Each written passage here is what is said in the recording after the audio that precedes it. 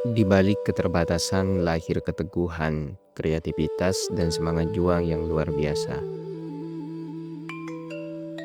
Petromax Tom. Di masa itu, Petromax Tom menjadi satu-satunya sumber penerangan. Lampu minyak tanah ini menerangi masjid sejak maghrib hingga isya, menemani kajian kitab Kiai Soleh bersama santri. Saat malam semakin larut, lampu dinaikkan agar cahaya menjangkau lebih luas. Menjelang subuh, lampu itu kembali dinyalakan, menjadi saksi bisu denyut kehidupan pesantren Karangdurin di masa-masa awal. Perizinan dan hari libur pondok pesantren. Pada masa kepengasuhan Kiai Soleh, setiap santri yang hendak keluar pondok, baik untuk pulang, menjalankan tugas maupun keperluan lain, harus meminta izin langsung kepada beliau. Kiai Soleh pula yang menentukan batas waktu kepulangan santri tersebut. Meski demikian, apabila santri terlambat kembali ke pondok, mereka tidak mendapatkan sanksi atau takziran apapun. Pada masa itu, tantangan eksternal terhadap proses pendidikan santri relatif sedikit. Aturan pondok pun tergolong longgar, sangat berbeda dengan kondisi saat ini yang menuntut pengawasan lebih ketat. Seiring perkembangan zaman dan kompleksitas tantangan, aturan pun menyesuaikan dengan kebutuhan. Hari libur sekolah di masa itu juga tidak memiliki jadwal yang baku. Biasanya libur ditentukan setelah khataman kajian kitab yang diasuh Kiai Soleh. Seusai menuntaskan bacaan sebuah kitab, beliau menyampaikan waktu libur kepada para santri. Adapun libur pesantren secara umum telah dilaksanakan 3 kali dalam setahun, yaitu libur Hari Raya Idul Adha, libur Maulidun Nabi, dan libur panjang akhir tahun. Setiap kali kembali ke pondok setelah libur Idul Adha dan Maulid Nabi, para santri selalu sowan kepada Kiai Soleh sebagaimana saat mereka izin pulang. Sementara itu, selepas libur panjang Ramadan, santri biasanya sowan dan didampingi oleh keluarga masing-masing. Khalun, ritual dan tradisi. Kiai Soleh dikenal dengan perhatian terhadap para santrinya. Selain mengajarkan ilmu agama, memimpin ubudiyah, dan membina akhlak, beliau juga melestarikan sebuah tradisi unik yang dikenal dengan sebutan kholun. Tidak diketahui secara pasti asal muasal penemuan kholun ini, namun praktiknya mengarah pada bentuk tasyakuran atau sedekah setelah pelaksanaan suatu kegiatan. Kholun dilaksanakan secara rutin setiap malam Selasa dan Jumat. Kiai Soleh mengadakan pembacaan surah Yasin, Maulidud Dibai atau Al-Barzenji di Masjid Kesepuhan Pondok Pesantren Karangdurin. Setelah pembacaan Maulid selesai, beliau biasanya membagikan singkong rebus kepada seluruh santri. Kegiatan ini menjadi salah satu momen yang paling dinantikan, bukan hanya karena kehusukan pembacaan maulidnya, tetapi juga karena kebersamaan saat menikmati singkong rebus tersebut. Para santri meyakini bahwa di balik kesederhanaan hidangan itu tersimpan keberkahan yang melimpah. Kegiatan Jamiyatul Mubalighin. Setelah Kiai Zaini Soleh Boyong dari Sidogiri dan Karangdurin mulai menerima guru tugas dari Pondok Pesantren Sidogiri, perkembangan pesantren semakin terasa, baik dalam bidang administrasi maupun tata kelola kepesantrenan. Atas perintah Kiai Zaini, guru tugas diminta untuk mengadakan kegiatan Jamiyatul Mubalighin sebagai sarana melatih keterampilan santri dalam menyampaikan ajaran agama di atas podium. Kegiatan pembinaan pidato ini dilaksanakan setiap malam Selasa dan selalu dihadiri oleh Kiai Soleh, bertempat di Masjid Kesepuhan Pondok Pesantren Karangdurin. Kegiatan ini dilaksanakan setiap ba'da isya dan menggantikan kegiatan tadarus Al-Quran yang biasa dilakukan selepas sholat isya. Kiai Soleh memberikan respon yang sangat positif terhadap kegiatan ini. Bahkan beliau memerintahkan santri putri Khoriji atau santri Kalong, karena saat itu belum ada pondok putri, untuk hadir sebagai audien dan ditempatkan di sebelah utara serambi masjid. Mereka turut menyimak satu persatu penampilan para santri yang kelak dipersiapkan menjadi juru dakwah. Budaya rokat. Rokat merupakan tradisi adat Madura yang berfungsi sebagai ritual tolak bala, memohon keselamatan, dan menghilangkan nasib buruk. Tradisi ini syarat dengan unsur doa, tahlil, dan sedekah sebagai bentuk tawassul kepada Allah Subhanahu wa Ta'ala ketika terjadi wabah, turunnya bala, atau kemarau panjang. Kiai Soleh menggelar ritual rokat sebagai ikhtiar spiritual agar Allah Subhanahu wa Ta'ala memberikan perlindungan, rahmat, dan ampunannya. Dalam pelaksanaannya, Kiai Soleh mengajak para santri serta beberapa lapisan masyarakat untuk turut serta. Biasanya, beliau menyembelih seekor kambing yang kemudian dimasak dan dimakan bersama. Ritual rokat ini dilaksanakan di Palongan, sebuah alas kecil di tepi sungai yang tidak jauh dari lokasi Pondok Putri. Rokat maupun warisan leluhur yang tidak bertentangan dengan nilai-nilai Islam. Tradisi ini bukan bentuk kesyirikan, melainkan sarana mempererat hubungan antara hamba dengan Tuhan dan sesama manusia. Pada hakikatnya, rokat bukan menyembah pohon, gunung, atau makhluk halus, melainkan menghidupkan tempat-tempat yang diyakini angker dengan bacaan Al-Quran, doa, dan amalan yang bersumber dari ajaran Islam. Tradisi ini terus dijaga dan dilestarikan oleh masyarakat Madura, khususnya di lingkungan Pondok Pesantren Karangduri. Peringatan Isra Mi'raj. Setiap tanggal 27 Rajab, Kiai Soleh secara rutin mengadakan peringatan Isra Mi'raj Nabi Muhammad SAW. Kegiatan ini digelar di Masjid Kesepuhan Pondok Pesantren Karangduri dan diikuti oleh seluruh santri. Acara tersebut dikemas melalui pembacaan kitab Dardir Mi'raj karya Al-Imam Al-Arif Billah Sayyid Ahmad Ad-Dardiri. Dalam kegiatan ini, Kiai Soleh tidak menggunakan metode bandongan sebagaimana biasanya. Beliau membaca teks Arabnya, kemudian menerjemahkan dan menjelaskan kandungan kitab, baik dari sisi sejarah peristiwa Isra Mi'raj maupun hikmah-hikmah yang terkandung di dalamnya. Peringatan Isra Mi'raj menjadi agenda tahunan yang tidak pernah terlewatkan. Pada kesempatan tertentu, Kiai Soleh juga mewakilkan pembacaan kitab Dardir tersebut kepada salah seorang pengurus senior yang dinilai mampu memberikan penjelasan kepada para santri. Guru tugas pertama kali Karangduri. Menjelang akhir masa kepengasuhan Kiai Soleh, Pondok Pesantren Karangduri mulai mendapat perhatian dari lembaga-lembaga pendidikan di sekitarnya. Sebuah permohonan datang kepada pihak pesantren agar Karangduri berkenan mengutus guru tugas sebagai tenaga bantu di madrasah-madrasah kampung. Permohonan pertama itu berasal dari salah satu lembaga di wilayah Karangtenang.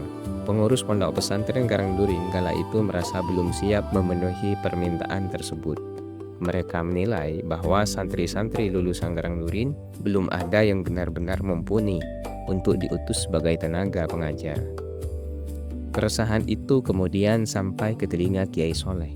Mengetahui hal tersebut, beliau segera memanggil para pengurus dan memberikan arahan yang penuh kebijaksanaan. Kiai Soleh menegaskan bahwa permohonan tersebut harus tetap dipenuhi. Menurut beliau, tidak semua anak kampung memiliki kemampuan ekonomi untuk mondok di Karangduri. Mereka tetap membutuhkan akses belajar agama di lembaga-lembaga pendidikan yang ada di kampung mereka masing-masing. Terkait kesiapan santri yang akan ditugaskan, Kiai Soleh berpesan bahwa dari sekian banyak santri yang ada, tidak mungkin semuanya tidak mampu mengajar. Setidaknya mengajarkan membaca Al-Quran. Berangkat dari dawuh itulah pengurus Pondok Pesantren Karangduri segera bermusyawarah untuk menentukan siapa santri yang layak mengemban amanah tersebut. Sejarah kemudian mencatat bahwa santri pertama yang ditugaskan sebagai guru bantu dari Pondok Pesantren Karangduri adalah Abdul Ghaffar, seorang santri asal desa Telambah. Pada masa awal ini, guru tugas tidak menetap di lembaga tempat ia mengabdi. Setiap hari Abdul Ghaffar harus bolak-balik dari Pondok Pesantren Karangduri menuju lembaga tempat ia mengajar. Meski demikian, pengabdian ini menjadi tonggak penting dalam sejarah, dakwah, dan pendidikan Karangduri di tengah masyarakat. Setelah permohonan guru tugas pertama berhasil dipenuhi, lembaga-lembaga lain pun mulai mengajukan permintaan serupa. Salah satu riwayat menyebutkan bahwa permohonan kedua datang dari wilayah Kecamatan Sokobana. Sejak saat itu, pihak pesantren mulai lebih serius mempersiapkan santri-santri yang dinilai layak untuk diutus sebagai guru bantu di luar pesantren. Permohonan demi permohonan pun mulai dikabulkan, menandai meluasnya peran Pondok Pesantren Karangdurin dalam dunia pendidikan masyarakat sekitar. Renovasi masjid. Masjid Kesepuhan Pondok Pesantren Karangdurin sejak awal berdirinya menjadi pusat pertama seluruh aktivitas ibadah dan pendidikan santri di masa kepengasuhan Kiai Soleh. Bangunan masjid ini sangat sederhana, tersusun dari dua material utama, semen dan kayu. Lantainya terbuat dari beton, sementara bagian atas rangkanya dibangun dari kayu. Masjid ini memang tidak luas, namun memiliki 6 buah pintu. 2 di sisi utara, 2 di bagian depan, dan 2 di sisi selatan. Seiring waktu, 6 pintu tersebut tak lagi berfungsi sebagaimana mestinya. Yang tersisa hanyalah ambang pintunya, sementara daun-daun pintu dialihfungsikan menjadi papan tulis untuk menunjang kegiatan belajar mengajar santri. Di bagian depan masjid terdapat tempat khusus imam sholat. Di sampingnya terpasang sebuah kapstok sederhana yang biasanya digunakan Kiai Soleh untuk menggantung gamis beliau. Menariknya, gamis tersebut tidak hanya digunakan untuk sholat, tetapi juga sering dipakai Kiai Soleh sebagai alat membangunkan santri menjelang fajar. Kesederhanaan masjid ini menjadi saksi bisu perjuangan, ketekunan, dan pengorbanan Kiai Soleh dalam mendidik santri-santrinya. Beliau memiliki kepedulian yang sangat besar terhadap bangunan utama pesantren ini, sehingga terus mempertahankannya meskipun beberapa bagian sudah tidak layak lagi secara fisik. Ketika putra sulung Kiai Soleh, Kiai Zaini Soleh, beranjak dewasa, beliau mulai melihat kondisi masjid yang kian memprihatinkan. Atap serambi bahkan harus disangga dengan pilar tambahan agar tetap berdiri kokoh. Dengan niat demi keselamatan dan kenyamanan para santri, Kiai Zaini mengusulkan renovasi masjid kepada ayahandanya. Meski usulan tersebut mengandung maslahat besar, Kiai Soleh tidak serta-merta merestuinya. Beliau menolak dengan alasan yang sangat mendalam. Merasa kasihan kepada orang-orang yang telah beramal jariah dalam pembangunan pertama Masjid Kesepuhan Pondok Pesantren Karangdurin. Bagi Kiai Soleh, menjaga nilai amal jariah masyarakat jauh lebih penting daripada memperbaharui bangunan secara fisik. Waktu terus berjalan, hari berganti hari, bulan demi bulan berlalu, dan kondisi masjid semakin memprihatinkan. Akhirnya, Kiai Zaini memberanikan diri untuk kembali matur kepada ayahandanya untuk kedua kalinya. Namun kali ini, Kiai Soleh merespon dengan cara yang berbeda. Beliau tidak menjawab dengan penjelasan panjang sebagaimana sebelumnya. Sebaliknya, beliau memilih tinggal di masjid meneladani kehidupan Ashabus Suffah di masa Nabi Muhammad SAW. Kiai Soleh bahkan membawa peralatan dapur dan memasak di sebelah utara serambi masjid. Tindakan ini menjadi isyarat yang sangat jelas bahwa beliau tidak menyetujui renovasi total masjid yang menurut beliau masih layak dipakai, dan tidak ingin mengurangi pahala para penyumbang awal pembangunan masjid. Kepedulian Kiai Soleh terhadap amal jariah masyarakat memang sangat besar. Meski banyak pihak menilai kondisi fisik masjid sudah rapuh dan Kiai Soleh sejatinya mampu memperbaruinya, beliau tetap memilih mempertahankan langgar tua itu demi menjaga kesinambungan pahala orang-orang yang telah berderma. Beberapa sumber menyebutkan bahwa pada akhirnya Kiai Soleh memberikan izin perbaikan dengan syarat masjid tidak boleh dibongkar seluruhnya. Beliau hanya mengizinkan perbaikan pada bagian atap serambi yang memang sudah rapuh dan memerlukan penyangga tambahan agar tetap aman. Pada kesempatan lain, Kiai Umar, saudara Kiai Abdullah Tobroni, dan salah satu tokoh yang turut membantu perjuangan Kiai Soleh, pernah berencana membangun gedung madrasah di Karangdurin. Beliau membuka donasi kepada masyarakat untuk menunjang fasilitas pendidikan santri. Masyarakat pun menyambutnya dengan antusias dan memberikan sumbangan. Namun, dari dana yang terkumpul tersebut, Kiai Soleh justru mengarahkan agar digunakan untuk merenovasi masjid.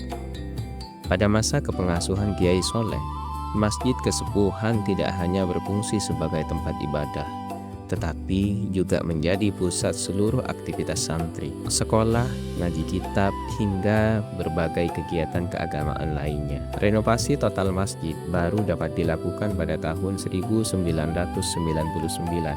saat kepengasuhan Pondok Pesantren Karangdurin telah beralih kepada Kiai Ahmad Zaini Soleh.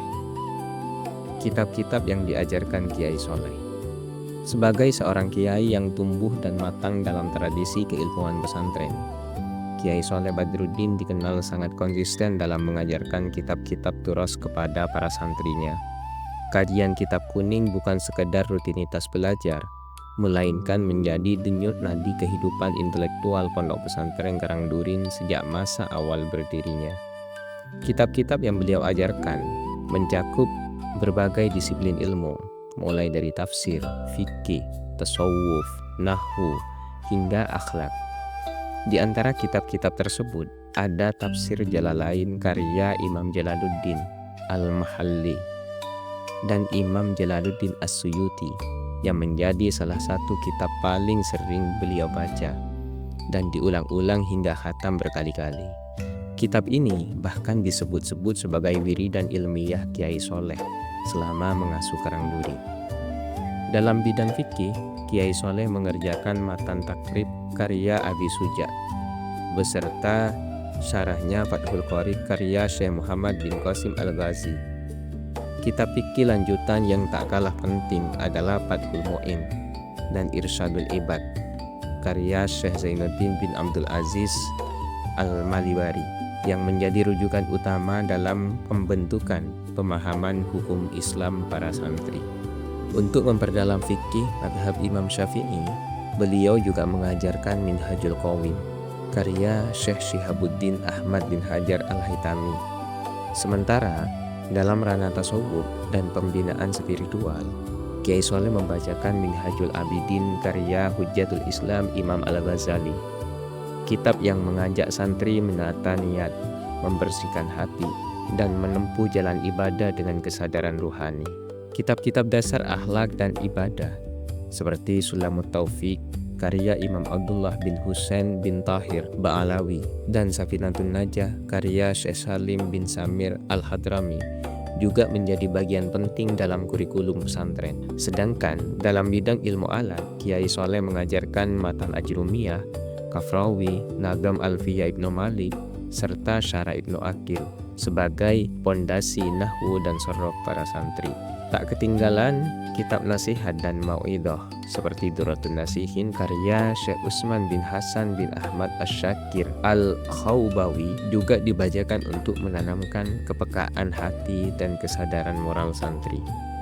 Melalui kitab-kitab inilah Kiai Soleh membentuk generasi santri Karangdurin yang tidak hanya paham hukum teks tetapi juga berakhlak dan memiliki kedalaman spiritual.